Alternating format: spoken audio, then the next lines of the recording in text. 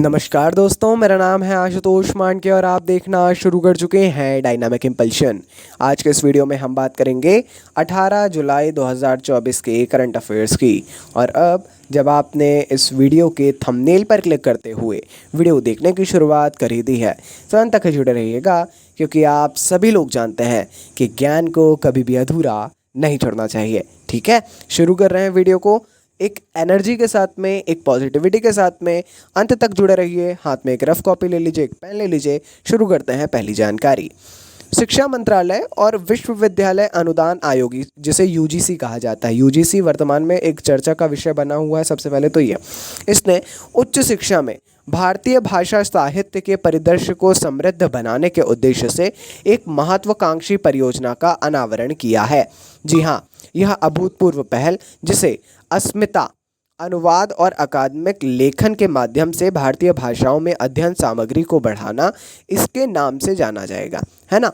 अगले 5 वर्षों में जो है भारतीय भाषाओं में प्रभावशाली 22,000 किताबें विकसित करने का लक्ष्य रख रही है। काफ़ी बढ़िया है ये कार्यक्रम। शिक्षा मंत्रालय और विश्वविद्यालय अनुदान आयोग यूजीसी की जो है सामूहिक मिलकर के किया जाने वाला एक संयुक्त प्रयास है। बहुत शानदार प्रयास है और इम्पोर्टेंट भी। आगे बढ़ते हैं।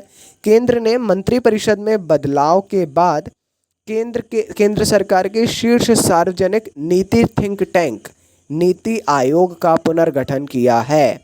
जी हाँ, एक बहुत ज़्यादा इम्पोर्टेंट ये जानकारी है। देखिए, हालांकि ये जो है पुनर्गठन जो है एक प्रक्रिया होती है, आप कह सकते हैं। ठीक है, क्या हो गया है, एक प्रक्रिया तो नहीं लेकिन फिर भी एक मतलब पुनर्गठन बहुत ज़रूरी हुआ है। इसमें प्रधानमंत्री नरेंद्र मोदी अध्यक्ष बने रहेंगे और जो प्रसिद्ध अर्थशास्त्री सुमन के वैरी जी ये उपाध्यक्ष भी बने रहेंगे। नो चेंजेस, बट चेंज क्या है, पुनर्गठित नीति आयोग में 4 पूर्णकालिक सदस्य और 15 केंद्रीय मंत्री शामिल हैं। ठीक है, बहुत ज़्यादा ज़रूरी है। और क्या है इसमें, इनमें भाजपा के सहयोगी भी शामिल हैं। ठीक है, जो पदेन सदस्य या विशेष आमंत्रित सदस्यों के रूप में कार्य करेंगे। ठीक है, बहुत ज़्यादा ज़रूरी, जैसा हमने बताया, नीति आयोग के बारे में पढ़ना। 2015 से जो इसको स्थापित किया गया, इसके निरंतर अध्यक्ष, उपाध्यक्ष, ये सारी चीज़ों की जानकारी लेना, है ना। और इस पूरे समिति में कितने सदस्य हैं उन सबके नाम याद करना बहुत ज़्यादा ज़रूरी है। आगे बढ़ते हैं, देखते हैं अगली जानकारी। भारत ने 386 सैन्य हार्डवेयर वस्तुओं की एक नई सूची की घोषणा की है।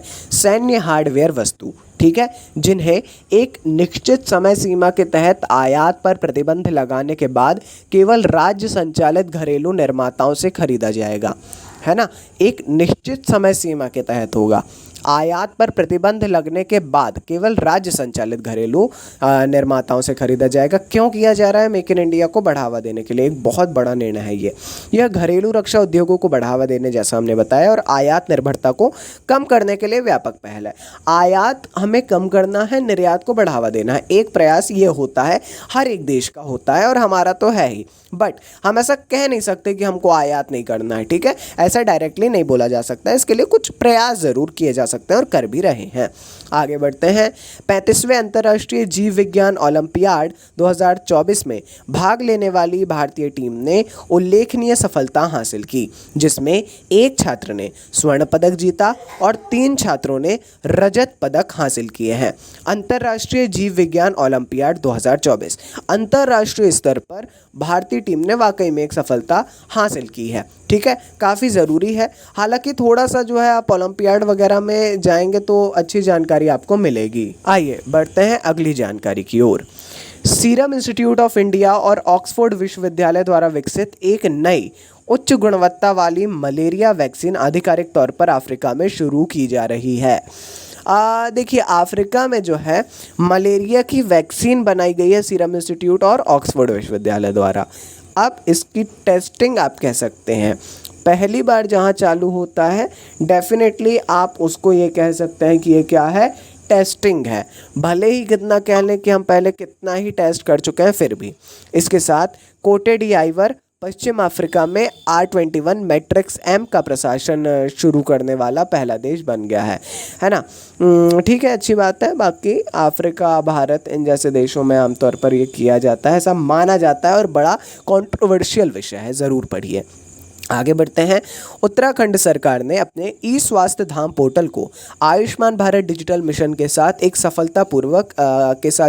सफलतापूर्वक एकीकृत कर लिया है। जी हाँ, देखिए उत्तराखंड सरकार ने जो है ई स्वास्थ्य धाम पोर्टल, ठीक है, इसको उत्तराखंड सरकार का खुद का पोर्टल था, अब यह है आयुष्मान भारत डिजिटल मिशन के अंतर्गत। ठीक है, यह एकीकरण श्रद्धेय चार धाम यात्रा पर जाने वाले तीर्थ यात्रियों के लिए स्वास्थ्य निगरानी और प्रबंधन में सुधार के लिए महत्वपूर्ण है। साथ ही भारत की व्यापक डिजिटल स्वास्थ्य पहल के साथ संरेखित भी है। पहले नहीं था, आमतौर पर क्या है, राज्य सरकारें अलग करती हैं, केंद्र अलग करती है, केंद्र हर राज्य के लिए करती है, फिर वो अलग बजट होता है, अलग सबके नियम होते हैं, जनता को भी कहीं ना कहीं परेशानी भी होती है, फ़ायदे भी हैं लेकिन परेशानी का सामना भी करना पड़ता है। इससे बचने के लिए काफ़ी अच्छा उपाय है कि आप उसको एकीकृत कर लें, और जैसा अभी उत्तराखंड ने किया है और आमतौर पर करते भी हैं। अगर राज्य सरकार और केंद्र सरकार एक ही पार्टी की है, एक ही राजनीतिक दल है, तो ऐसा आमतौर पर आपको देखने को मिलेगा, है ना। एकीकरण क्या, वो लॉन्च ही नहीं करते हैं, ऐसा भी होता है। ठीक है, चलिए, ये थी आज के इस वीडियो की अंतिम जानकारी। मिलते हैं अपन अगले वीडियो में ऐसी ढेर सारी जानकारियों के साथ। नमस्कार। Dynamic impulsion.